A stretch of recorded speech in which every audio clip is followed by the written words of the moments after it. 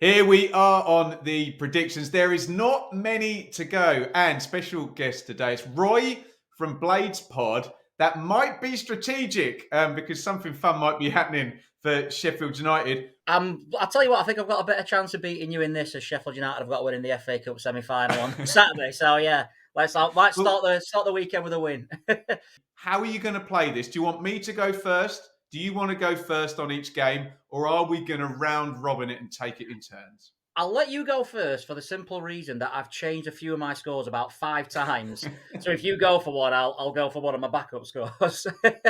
I'm quite happy to go first. And I will start off with Wigan versus Millwall. Wigan, in my head, Roy, are already down after the points deduction, even though they had a good win in midweek against Stoke. I normally really trust Millwall, but I don't know, not convincing me at the moment. We know it's going to be a low scorer. We know it's going to be an under 2.5.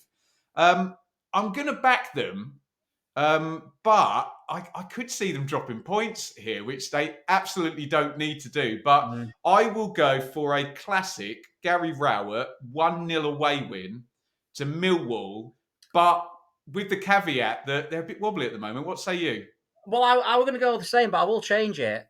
Millwall, I thought this was going to be definitely the season for them. Every season, we came up with them from League One, and every season, the top 10 or pushing for the playoffs, and they never actually seemed to get the job done. And they were like, it seemed to me they were flying in 5th place, and you're thinking, well, yeah, they're settled. And then being on this poor run of form, which happens obviously at the end of the season, and all these teams are coming up, and is it 4 points separating 5th from 12th or something ridiculous like that? It changes every. I'll tell you what.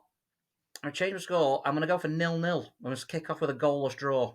Norwich versus Swansea, which in my head is basically Russ Martin's audition for the Norwich job in about 18 months' time. But what do you think? Swansea in good form, actually, to end the season. Norwich very hit and miss at the moment. We played these in January, and they were awful, I have to admit, Swansea. They were just sort of passing it out as they do, but not going anywhere and just giving up chance after chance after chance. But once again, they put a run together, and I don't know what's happening at Norwich. You'll have more of an idea of me than that about that, should I say? But I'll go for. I'll tell you what, we'll rotate. We'll make it. Is that okay? We'll change the rules now. You go first. Go on. Yeah, I'm going to go for 1-1, and I think I'm probably being a bit kind to Norwich there because their form has been really, really poor. But the home advantage and stuff, I'm going to go for 1-1. Yeah, and the poor form has in the main come at home, hasn't it? So I'll follow you with a scoring draw, being you've gone 1-1. I'll go Desmond, and we'll get back to what we agreed. I will promise I'll go first now. I'll stitch you up there. And it's Bristol City versus Rotherham. You obviously have a distinct advantage in this one over me, being you probably saw them about 2 days ago, didn't you? Rotherham are in the midst of this absolute popcorn relegation survival battle. Yeah. They looked safe a few weeks ago, but the tide has risen below them. Bristol City, will they be a bit loose? I don't know. Are they on the beach? You're probably going to tell me in a minute. I think I might go for an unhelpful draw in this one. I think Rotherham have got so much to play for that they'll get something. I'm not sure they're going to win, though. Let's go 1-1, Bristol City Rotherham. I was quite disappointed that Bristol City didn't actually attack us more because we were really nervous and I thought they could have done something. I think they only had one shot, which I was expecting a much tougher examination in terms of them attacking. But I think Rotherham have only won 2 away games all season. And one of them was us, bizarrely. I'm going to go 1-0 Bristol City. Let's move along to Hull versus Watford, which really smells of flip-flop and ice cream, doesn't it?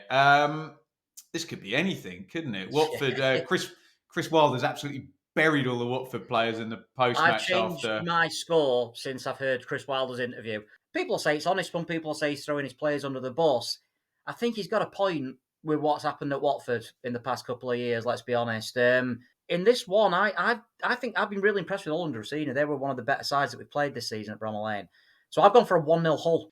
Given what's been said and how we feel about the stench of that Watford dressing room, I can't see them getting anything. So you've gone 1-0 Hull. I'll repeat the thing we say every week about Watford. They've got great players, so they'll probably score. Let's go 2-1 to Hull. We'll move on to Coventry versus Reading. I'll go first on this one, and this has got a lot riding on it for It really has. both Yeah. teams. Yeah, Reading were out of the bottom three briefly in game when they took the lead against Luton the other night, but they are up to their necks in trouble. Coventry really need the points for the playoffs. Coventry aren't actually in that convincing form. Could be stodgy, could be everybody terrified to lose, Yeah. which I think probably results in a 1-0 Coventry win. What do you reckon, Yeah. Roy? I've gone 2-0 Coventry. I'm on the same lines as you. I think it's going to be a nervy one. Coventry, I think they haven't lost much, have they? I think there's like one defeat in 7, but they're drawing quite a few.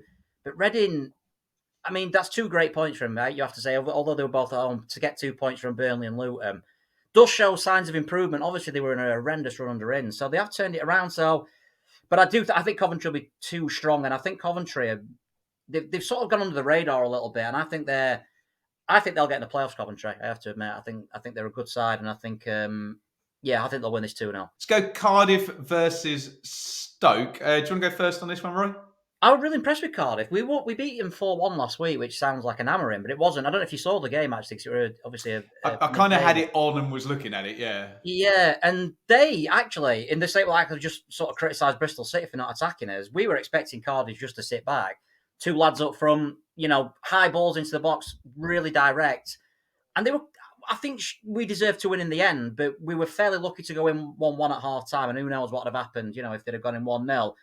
And Stoke had that brilliant run where you're thinking, they're going to be really strong next season. But it does seem now that they've regressed and they've sort of maybe on the beach and trying things and, thinking about next season. So I've actually gone for a 2-1 Cardiff win. I don't think Cardiff are going to lose, but Stoke are so confusing that the logic part of my brain that has Cardiff winning is probably overridden by the Stoke chaos factor. So I'll go draw.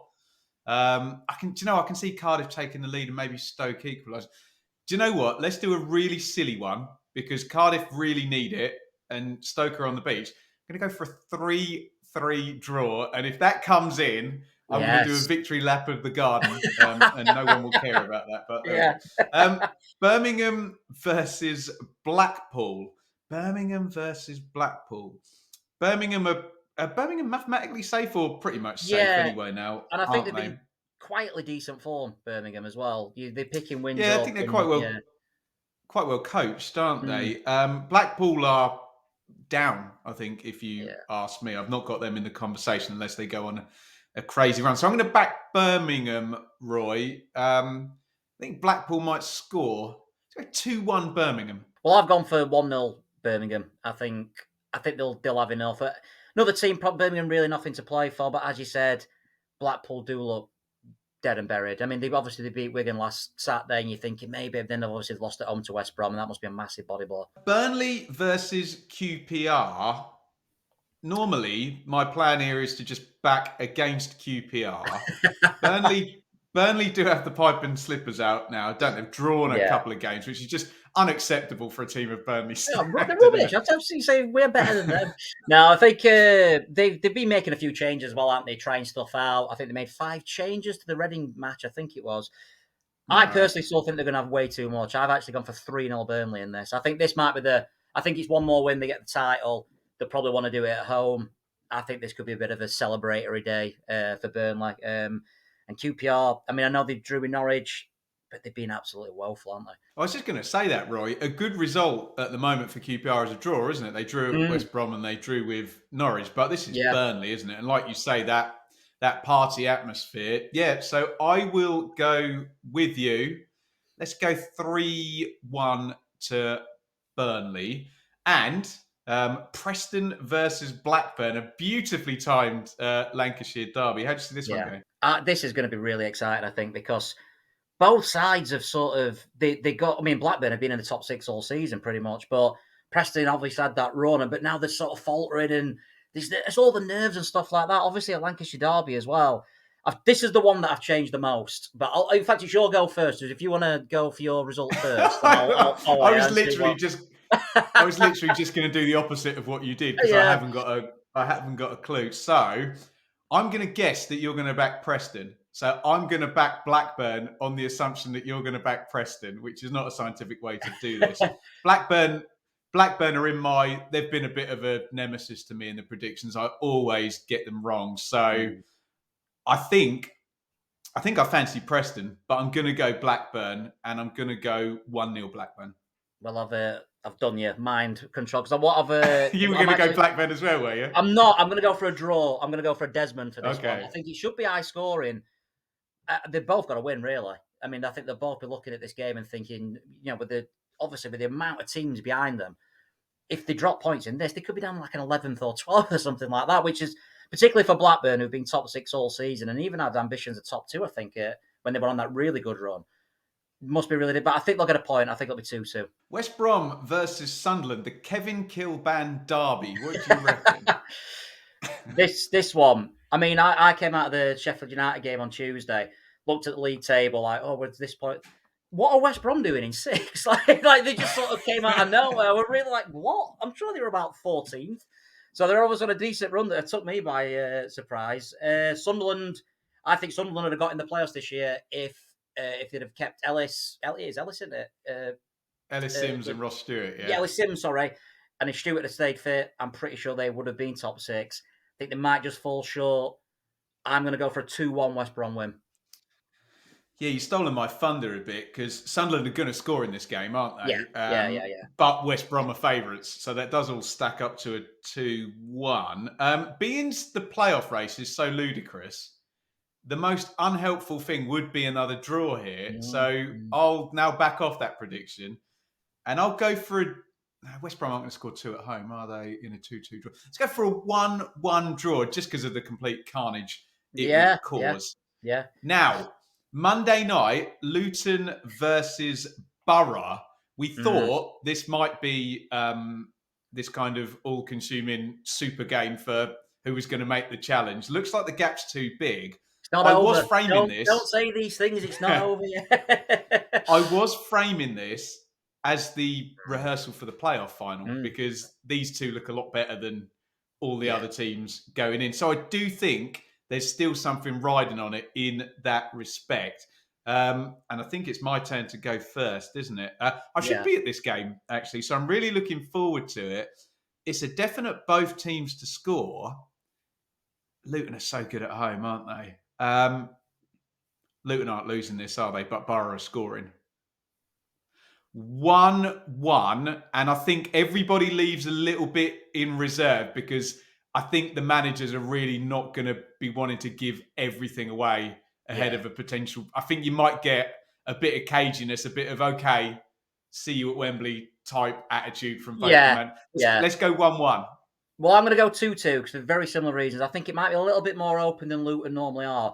Fascinated by this. As you said, I'm delighted as a Sheffield United fan that it's probably not going to mean anything this particular game, but also a bit disappointed because the styles are so contrasting. You've two excellent sides.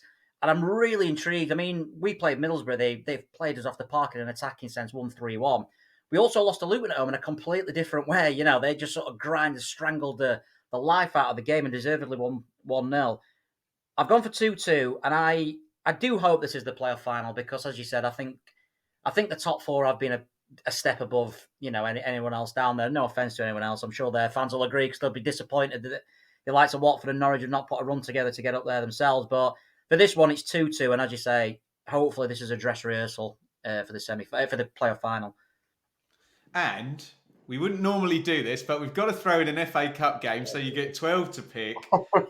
Manchester City versus Sheffield United. What do you think, Roy? Is there any chance whatsoever you can do this? We did an episode on Blaze Pod where we said what would need to happen for us to have a chance of winning, and we had things such as Manchester City are only allowed to play their English-born players. They're still amazing.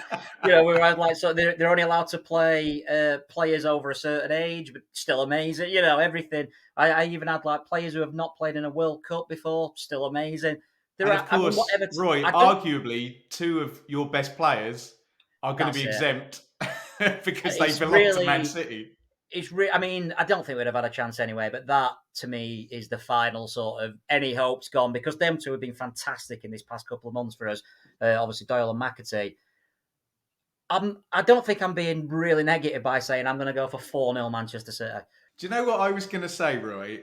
I would love you Blades lot to take the lead, because I think that's about as good as it's going to get. And I Yeah. was going to say 4-1, that you would take Yeah. the lead, and then Man City would go, oh, that's annoying, we're now going to destroy you. So I will Yeah. go, being you've said 4-0, I'll go 3-1, but I'll take I'm that. sure I'm sure all the Blades will be, because we know what your playoff record's like. I'm sure you'll be much happier going down in a cup semi-final than the playoff. Yeah. I don't care. I think most people now, to be fair, it may be tempting fate, are sort of treating it as a promotion party.